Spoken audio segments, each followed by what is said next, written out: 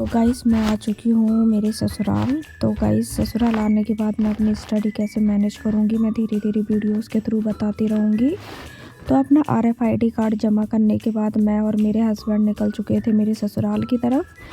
तो guys RFID card क्या होता है, जब हम वैष्णो माँ की दर्शन के लिए जाते हैं तो हमें RFID कार्ड इशू करवाया जाता है और दर्शन करने के बाद हमें वो वापस डिपॉजिट करना होता है।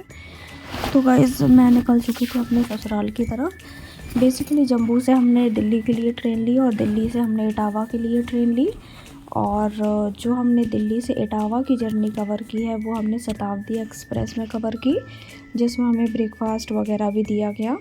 और बहुत फास्ट ट्रेन है, हम लोगों को 3 घंटे में इसने दिल्ली से इटावा पहुंचा दिया था।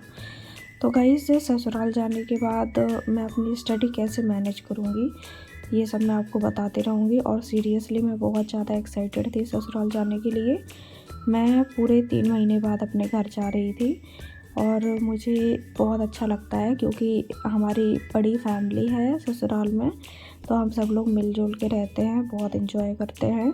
कभी कभी अपनी स्टडी को मैनेज करना थोड़ा मुश्किल हो जाता है, बट कोई बात नहीं गाइस, मैं अपने हस्बैंड के साथ रहती हूँ तो अच्छे से स्टडी कर लेती हूँ। घर पे आने के बाद मेरा रिलैक्सिंग पीरियड होता है वो। तो गाइस मैंने सूट चेंज किया और साड़ी पहनी क्योंकि मेरे ससुराल में साड़ी ही अलाउड है। एंड गाइस साड़ी मेरी फेवरेट आउटफिट है, मुझे साड़ी पहनना बहुत पसंद है और मेरे ऊपर सूट भी करती है। तो गाइस इटावा पहुंचने के बाद हम लोगों ने लिया ऑटो और हम लोग पहुंच गए बस स्टैंड। फिर बस में बैठने के बाद हम लोग निकल चुके मेरी ससुराल की तरफ। तो मन में काफ़ी उल्लास था, मतलब मैं बहुत खुश थी। मैं अपने घर जा रही हूँ और होली का फेस्टिवल सबके साथ मनाने का मज़ा ही अलग है। मेरे ससुराल में मेरे सास ससुर हैं और मेरा देवर है, तो इन लोगों के साथ मिलके मुझे बहुत अच्छा लगता है। मेरे आंटी अंकल भी घर पे आने वाले थे तो मैं बहुत एक्साइटेड थी सबसे मिलने के लिए। तो मेरा देवर आ गया था मुझे लेने के लिए। एंड गाइस जब हम अपने एरिया में एंटर करते हैं तो वो सुकून ही अलग होता है और मुझे बहुत अच्छा लग रहा था। मैं अपने घर आ गई और काफ़ी टाइम बाद मैंने अपना रूम देखा और मुझे बहुत अच्छा लगा। हम लोगों को देख के मेरी सासू माँ और ससुर जी बहुत खुश हुए गाइस, और मैं भी बहुत खुश थी उनको देख के। तो सासू माँ के साथ बैठ के थोड़ी बातचीत की और इसके बाद वैष्णो देवी से जो मैं प्रसाद लेके आई थी वो मैंने अपने पड़ोसियों में बांटा। और फिर नहाने के बाद मैं हो गई तैयार।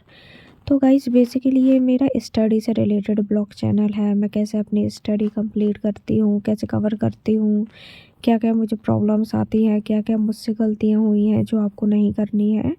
शादी के बाद थोड़ा टफ हो जाता है अपनी स्टडी को मैनेज करना, क्योंकि घर के काम होते हैं, काफ़ी रिस्पॉन्सिबिलिटीज़ होती हैं, रिलेशंस भी निभाने हैं, तो सबको बैलेंस बना के रखना पड़ता है। अगर हम लोग खुद की पर्सनल लाइफ में मतलब अपने ड्रीम्स को ज़्यादा प्रायोरिटी देते हैं तो हमारे रिलेशन जो इन लॉज़ के साथ रिलेशन है वो हैम्पर हो सकते हैं। और अगर इन लॉज़ या घर के कामों को ज़्यादा प्रायोरिटी देते हैं तो स्टडी से रिलेटेड जो हमारा ड्रीम है वो फुलफ़िल नहीं हो पाता है। तो दोनों को कैसे मैनेज करें मैं आपको इस चैनल पे बताती रहूँगी, क्योंकि मेरी स्टडी भी अच्छी चलती है और मेरे इन लॉज़ भी मुझसे बहुत खुश रहते हैं, क्योंकि मैं उनके साथ भी जितना मुझसे हो पाता है उतना मैं टाइम उनके साथ स्पेंड करने की कोशिश करती हूँ और बाकी टाइम मैं अपनी स्टडी कंप्लीट करती हूँ। तो गाइस वैष्णो देवी जाने के बाद मेरी गला थोड़ा ख़राब हो गया था, क्योंकि उधर हम लोगों ने ठंडे पानी में नहाया रात में 12 बजे। तो उस वजह से मुझे सर्दी लग गई, तो खांसी जुकाम प्लस गला भी ख़राब है। तो मेरी सासू माँ को आलता लगाना बहुत पसंद है, तो हम लोगों ने आलता लगाया और पूजा करने के बाद मैं खाना बनाने लगी, क्योंकि वो भी मेरी रिस्पॉन्सिबिलिटी है और मैं घर के काम बहुत खुशी खुशी करती हूँ। मेरे घर के बगल बगल में मेरा प्लॉट है, तो वहाँ पे मेरी सासू माँ ने ये अदरक लहसुन और कैथा और काफ़ी और भी फसल लगाई हुई हैं। और गाइस घर का खाना खाने का मज़ा ही कुछ और है। हमारे यहाँ सब कुछ घर पे ही उगाया जाता है। धनिया वगैरह, ये धनिया थी, इसमें इतनी खुशबू थी गाइस। धनिया, मूली, टमाटर, आलू, प्याज सब कुछ हमारे घर पे ही उगाते हैं। तो जो मैं सब्ज़ी बनाती हूँ उसका स्वाद ही कुछ अलग होता है। गाइस जब मैं बाहर रहती हूँ मतलब श्रीनगर में रहती हूँ, वहाँ के खाने में कुछ भी टेस्ट नहीं आता, बट घर पे मैं बहुत कम मसाले में खाना बनाती हूँ, वो भी बहुत टेस्टी लगता है, बहुत ज़्यादा टेस्टी लगता है। इसलिए मैं घर पे बहुत खुश रहती हूँ और मेरे घर पे गाय भैंस भी हैं, तो दूध भी अच्छी खासी मात्रा में रहता है। तो खाने पीने के मामले में मेरे ससुराल वाले थोड़ा देसी खाना खाना पसंद करते हैं और मैं भी वही खाना खाना पसंद करती हूँ, क्योंकि उसके टेस्ट का मुकाबला कहीं भी नहीं है।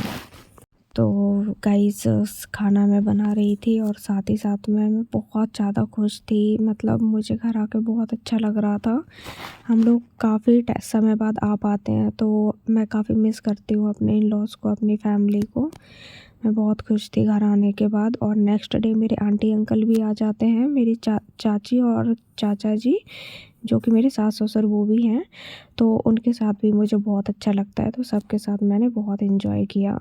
तो गाइस होली के कुछ दिन 2-3 दिन ऐसे होते हैं, 2 आज तक का समय ऐसा होता है जब हम मतलब स्टडी नहीं कर पाते हैं, क्योंकि घर पे काफ़ी काम रहते हैं और मैं तो बहू हूँ, तो मुझे तो सबसे पहले ही काम करना पड़ता है और सारा काम करना पड़ता है। तो स्वीट्स वगैरह भी बनानी होती हैं, होली की तैयारी भी करनी होती है, तो थोड़ा टफ़ हो जाता है अपनी स्टडी को मैनेज करना। बट होली के बाद मैं प्रॉपर ब्लॉग्स लेके आऊँगी कि मैं कैसे स्टडी कर रही हूँ अपने ससुराल में। तो गाइस कुछ मुझसे इंस्पायर होने के लिए और कुछ मुझे इंस्पायर करने के लिए मेरे चैनल को सब्सक्राइब ज़रूर करें। Thank you guys.